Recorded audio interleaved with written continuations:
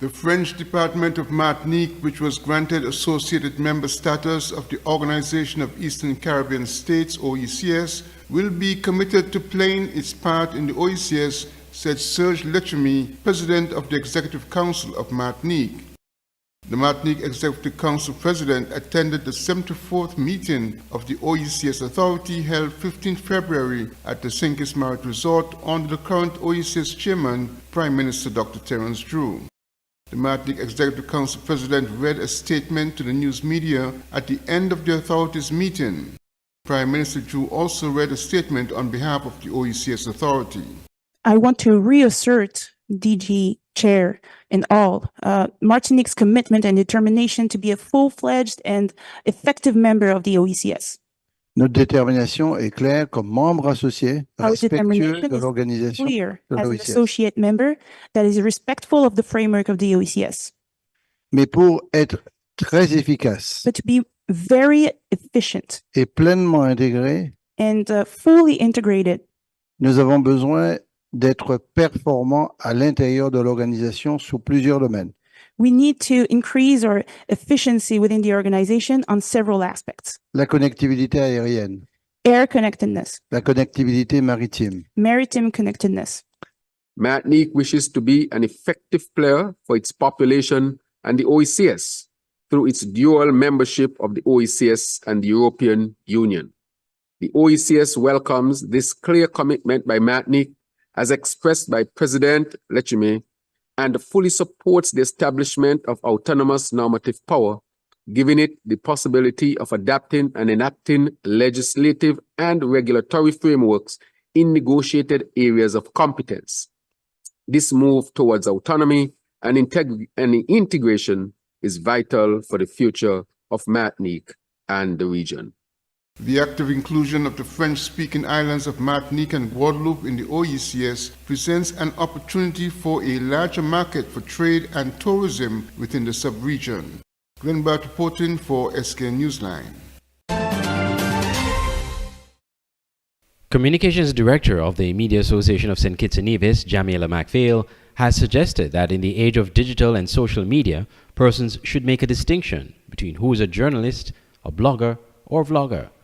While a guest recently on the current affairs TV show Newsline 360 on TVC Channel 40 on the cable, Ms. MacPhail was asked whether some digital platforms and online personalities can be considered a part of mainstream journalism. I think there needs to be a distinction between journalists, media professionals, and people who are conducting similar activities but as a hobby. Right? There are vloggers, there are bloggers through social media. We have seen anybody who has a telephone be able to, present information to the general public. Now, in the case of Shaq, you mentioned Shaq, he is very popular. Every time something happens, you see people calling. People like, well, where is Shaq? Yeah. It didn't happen if Shaq isn't there. Yeah. So I would say that the Media Association is open to Shaq if he wants to join. And we encourage people like Shaq and Shaq to join so that we could provide them with those training sessions so that it could help to hone their skills, make them better at what they do. So we are not about discriminating against anyone. We are here to assist. We are here to provide support, and we are basically open to having them join our association. Meanwhile, Ms. MacPhail also said that the Media Association will be having executive elections early March. An election is coming up. It's in the first week in March. We have already advised our members that an election is near. We have sent out the nomination form. So if you are a member, you can nominate any individual to be a part of the executive of the association.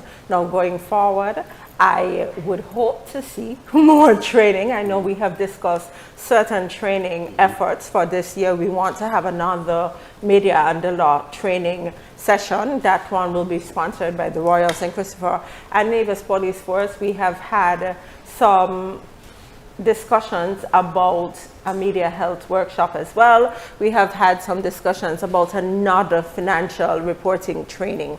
So going forward, training, and more training. The Media Association of St. Kitts and Nevis was revived 2 years ago after several years of dormancy. Newsline 360 airs on TVC Channel 40 on Tuesdays at 8 p.m. The episode with Ms. MacPhail can be watched on the Television Caribbean YouTube channel and Facebook page. Andre Huey, Skn Newsline. So the reason I love the cable, prices are reasonable and affordable, and they give back so much to the community and the country. It's the event of the year when Gospel Outreach Ministries present Jesus Party Sunset Cruise on Sunday, March 31st at 5 p.m. on the Prince Devontae J, featuring M1,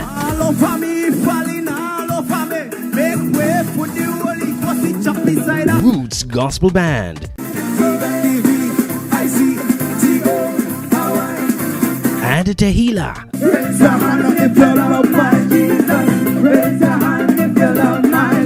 Tickets $60. Call 663-1528 to purchase your tickets. It's the Jesus Party Sunset Cruise, March 31st on the Prince Devontae J, leaving the marina at 5 p.m. Don't you miss it.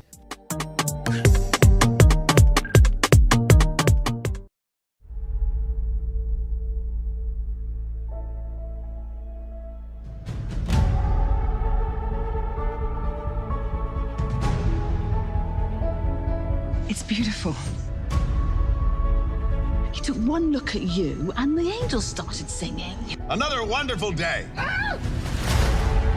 What would you say about staying here for a few months or like a year, just so that we can be together again and just live and love and laugh and have fun and breathe?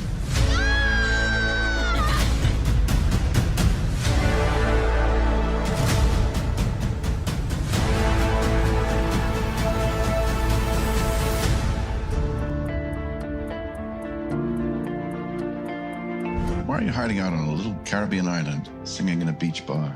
When I came here, I was at peace, and I never left. This is the beating heart of Nevis. This is what grounds me, what feeds my soul. It's where I found myself. I hope your life here will be full of joy. Love this island, my son. She will give you more than you can imagine.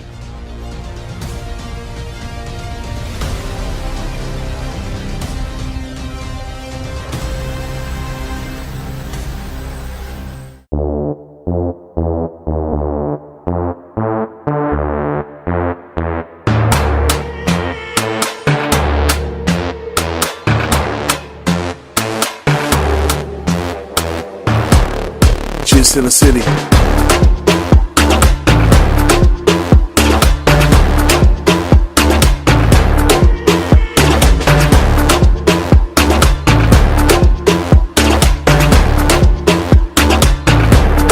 Just in the city.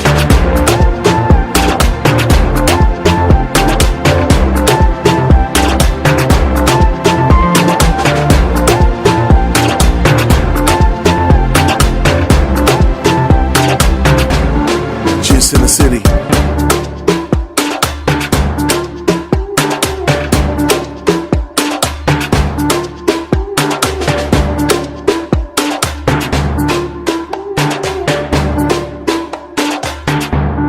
Just in the city.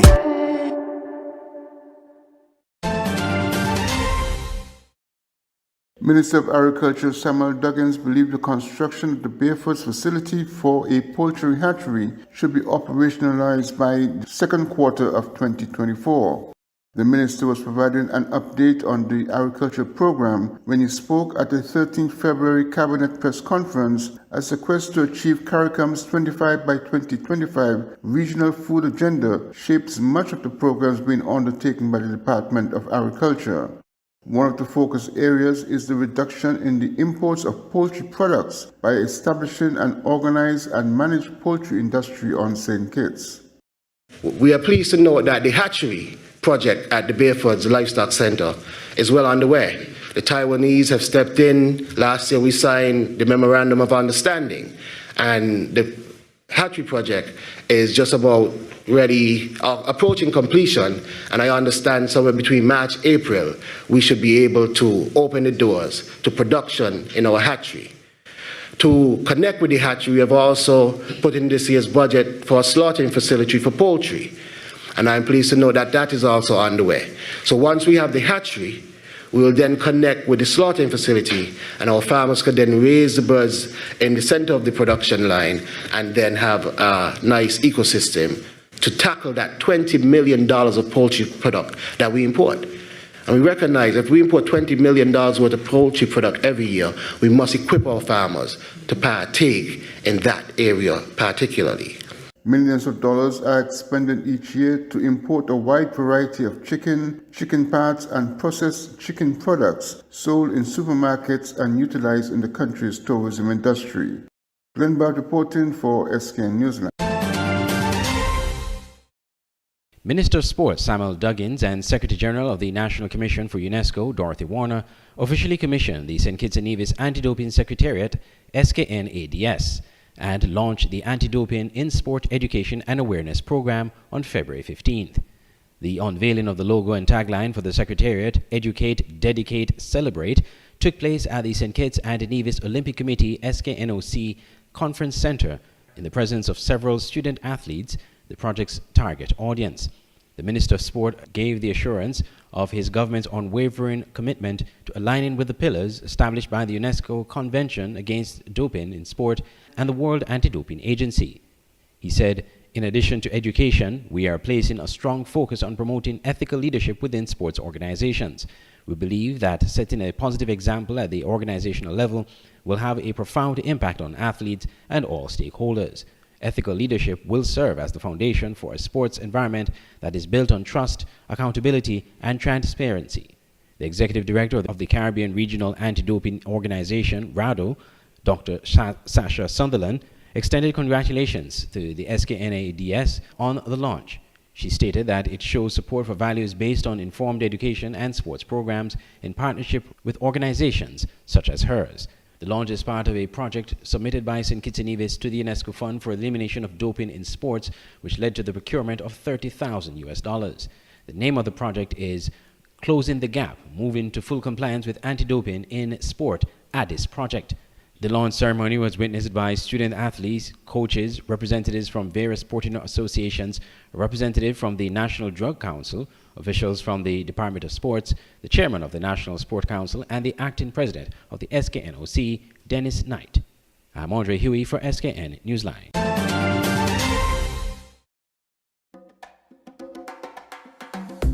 I love the cable because they're real. What you see is what you get. No hidden agenda, no tricks, just real, honest communication.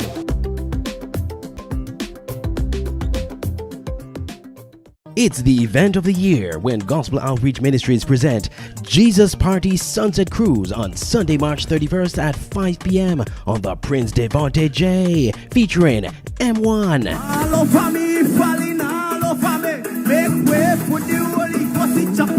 Roots Gospel Band, and Tehila.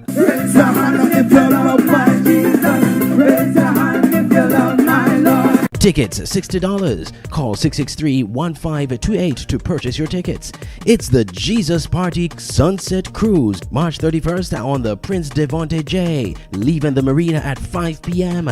Don't you miss it.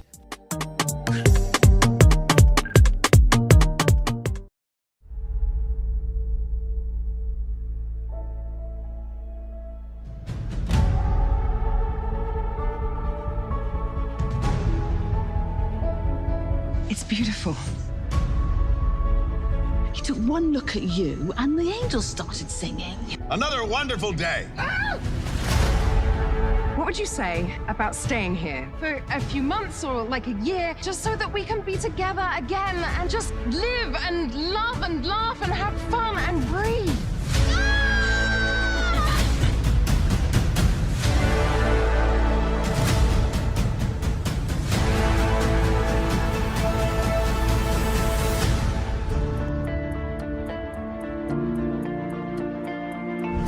hiding out on a little Caribbean island, singing in a beach bar. When I came here, I was at peace, and I never left. This is the beating heart of Nevis. This is what grounds me, what feeds my soul. It's where I found myself. I hope your life here will be full of joy. Love this island, my son. She will give you more than you can imagine.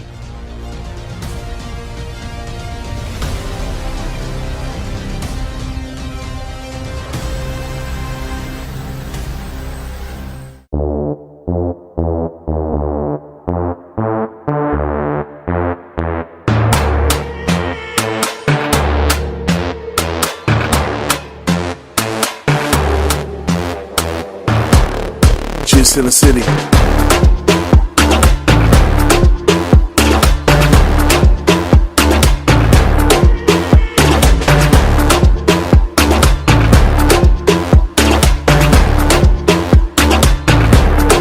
Just in the city.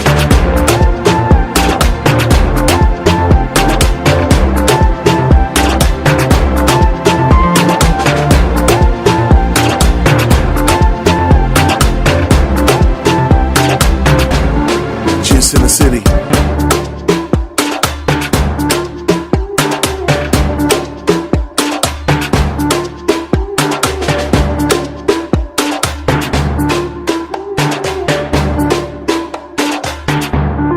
Just in the city.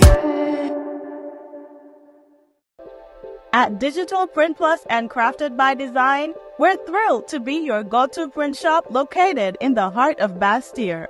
From essential services like printing, copying, and laminating, to a diverse array of school supplies, arts and craft materials, and office essentials, we've got you covered. Don't fret, Digital Print Plus and Crafted by Design are here to stay and ready to be your trusted partners for all your printing and craft supply needs. Ready for a visit? Find us at the corner between Dillio and Princess Street. Just look for the vibrant pink and yellow building with white doors. We can't wait to welcome you to our creative haven.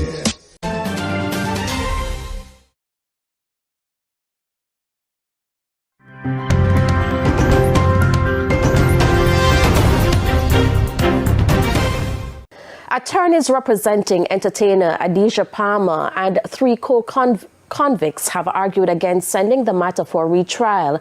They say it would be impossible for the men to get a fair trial given the high-profile nature of the case and the passage of time. It became clear yesterday that this is a primary concern of the judges and will likely be the main issue influencing their decision. The questions are whether the juror who had tried to bribe the forewoman should have been discharged from the jury, as the attempted bribery could have biased the jury against the defendants. Also, whether the jury being sent to retire to decide on their verdict about 20 minutes before the usual end of the court day was too late in the day and put pressure on them to reach a verdict. British King's Counsel Peter Knox, representing the government, argued today that the trial judge had a discretion to send the jury to retire at any time.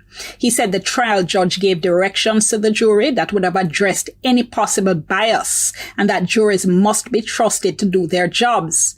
He said in any case, the evidence was so strong that the risk of bias was not an issue and that the verdict was fair. He argued if the court disagreed, the case should be sent back to the Jamaican Court of Appeal for them to decide if there should be a retrial. In response, British King's Counsel Hugh Southey for the appellants said the trial judge's directions to the jury were not enough. He said where one juror had already been let go and another had tried bribery, the jury's verdict could not be valid. He suggested if bribery creates a problem for the Jamaican justice system, the solution is to amend the law, as the British have done, so a case can continue with the judge alone. He also argued that a new trial should not be ordered, since Cartel's high profile and the length of time since the first trial would mean a fair trial is no longer possible. The Privy Council is expected to rule in 3 to 4 months. The U.S. government has indicated that it will continue monitoring reports of a recent buildup at the border between Guyana and Venezuela after satellite images were released. This past week, a Washington-based think tank, released images of the area which led to some amount of concerns after Venezuela initially had all intentions to annex Guyana's Essequibo region. However, on Monday, at a White House press conference, National Security Communications Advisor John Kirby told journalists that there was no indication of any impending hostilities or significant military activities. We've obviously been monitoring this closely ourselves. Our assessment is that whatever military movements there have been by Venezuela have been of a small nature in size and scale and scope. We see no indication that there's about to be hostilities or that the Venezuelan military would be capable of conducting any significant military activities there. Added that Venezuela's military is ill-equipped to engage in significant, sustained military activity due to lack of maintenance, spare parts, fuel, and extremely limited ability to forward deploy in difficult terrain or via maritime routes. International reports indicate the one National Security Council official said the satellite images showed fewer than 250 personnel, 3 patrol ships with 9 staffers, and 2 short-range surface-to-air systems deployed to the border region, which are unable to target anything in Guyane's airspace. In December of 2023, a peace declaration was signed in St. Vincent and the Grenadines by Guyana and Venezuela government, in which both countries committed to lowering tensions surrounding the century-old border dispute.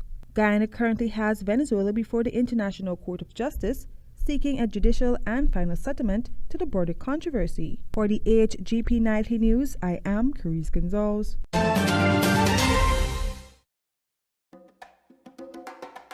Why do I love the cable? Well, I have the internet service at home and I never have issues with connectivity. And the way that they're always giving back to the community, that's impressive, and that's a win in my book.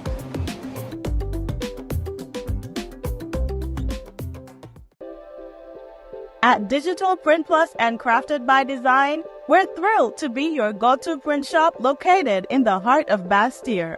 From essential services like printing, copying, and laminating, to a diverse array of school supplies, arts and craft materials, and office essentials, we've got you covered. Don't fret, Digital Print Plus and Crafted by Design are here to stay and ready to be your trusted partners for all your printing and craft supply needs. Ready for a visit? Find us at the corner between Dillio and Princess Street. Just look for the vibrant pink and yellow building with white doors. We can't wait to welcome you to our creative haven. Introducing St. Kitts and Nevis's newest TV channel, Television Caribbean, TVC Channel 40 on the cable's Ultra TV. TVC promises to deliver the finest in television broadcasting in St. Kitts and Nevis and the Caribbean, with some of the best local programs in news, sports, and entertainment. Join us for Insights, where we delve into the lives of our guests. Let me see what happened if I put this to it. Big explosion, like, okay, note to self, don't do that again. Or get in-depth analysis on Newsline 360. We have sports, entertainment, and inspiration. It's all here on TVC Channel 40 on the cable's Ultra TV, on TelTV cable network in St. Martin, and on our website www.tvcplus.live. TVC Channel 40. See the difference.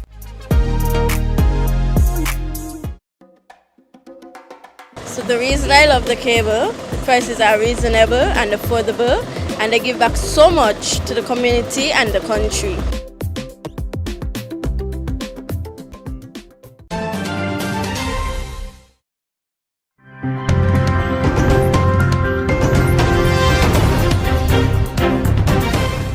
Reports. The Venezuelan government has asked the UN's human rights body to close its offices in Caracas and ordered its staff to leave the country. La República Bolivariana de Venezuela. The Bolivarian Republic of Venezuela announces its decision to suspend the activities of the Technical Advisory Office of the United Nations High Commissioner for Human Rights. Venezuela's Foreign Minister Iván Gil accused the UN staff of having an attitude violative of the United Nations Charter. Es una oficina creada para It is an office created to collaborate technically with the state in order to improve and to optimize human rights protection in Venezuela. But it has now been instrumentalized by the extreme right-wing opposition. The expulsion follows the detention of Rocio San Miguel, a prominent human rights activist whose arrest has caused an uproar. San Miguel's attorney says the arrest and a raid at the activist's home is clear evidence of government crackdown on dissent. They were looking for something related to conspiracies, to terrorism, but they're not going to get anything like that, because we know that this is a gross lie that's been built around Rocio San Miguel and her entire family. In a statement on Thursday, Ravina Shamdasani, spokesperson for the UN Human Rights Office, said the UN regrets the decision by the Venezuelan government, adding that their guiding principles have been and remain the promotion and protection of the human rights of the people of Venezuela. Manuel Rapalo, Al Jazeera.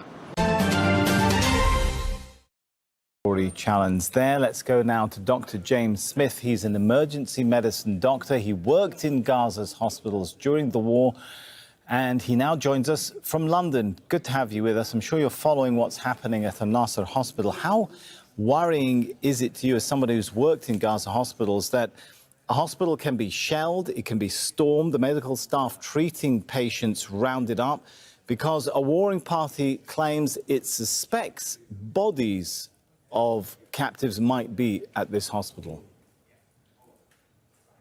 I mean, this is another catastrophic example of another egregious attack on a healthcare facility in Gaza. In the last 3-4 months alone, more than 400 attacks on healthcare across Gaza. There's almost the same number again in occupied West Bank. What's happening now in Nasser Hospital is symbolic of, or representative rather, of a complete neglect of the most basic rules that that guide conduct in times of armed conflicts.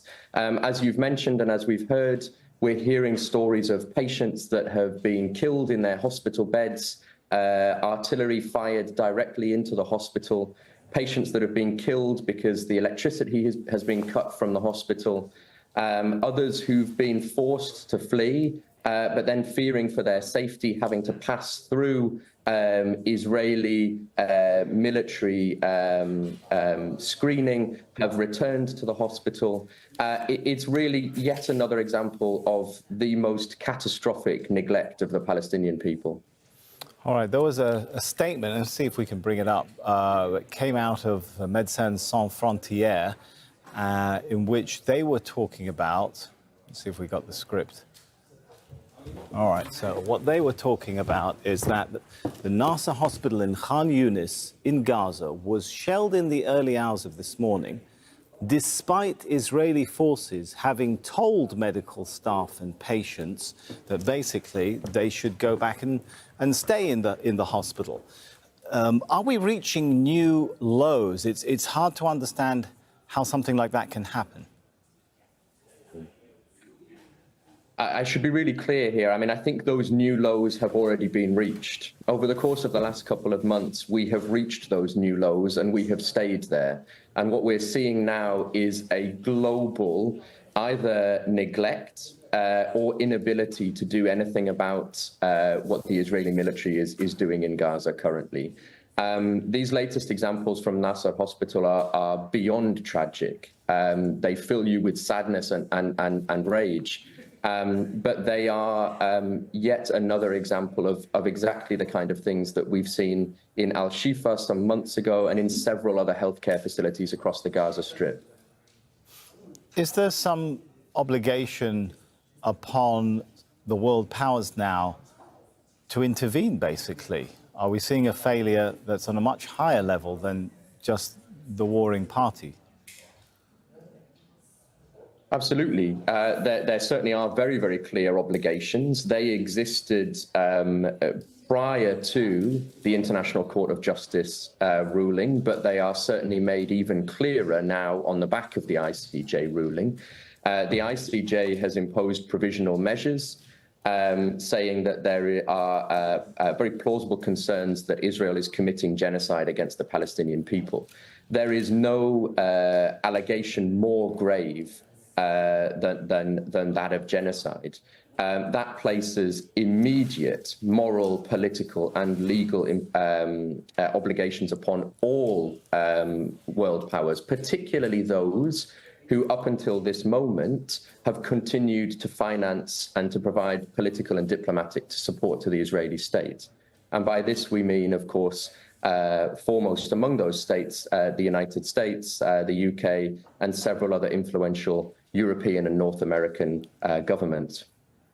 All right, good to have you with us. Thank you very much for your perspective.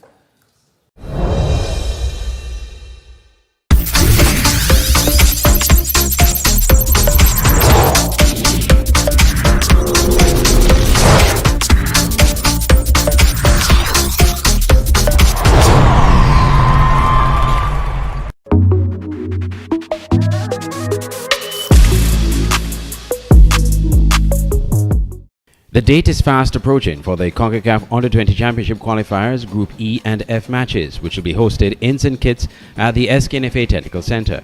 At a press conference on Thursday, February 15th at the Skn Technical Center, the association announced the names of players on the squad, while also announcing a sponsorship partnership with COSCAP, bottlers of Dasani Water and Powerade. General Secretary of the SKNFA, Tishelle McLean, listed the names of the players that are in the squad for the Under-23 team. So our 20 players who have been selected to represent the St. Kitts Nevis Football Association U20 team: Sky Trotman, Ashton Maynard, Kejon Watley, Darren Thomas, Jamal Lewis, Devion Harvey, Naeem Gillard, Shamar Burke, Gabriel Vanterpool, Kaja Burnham, Chris Brown, LeBron Edwards, Zama Green, Dequan Hamilton, Akane Samuel Francis, Devon Mills, Shervin King, Rondell Williams, Hassan Marshall, and Josiah Bradshaw.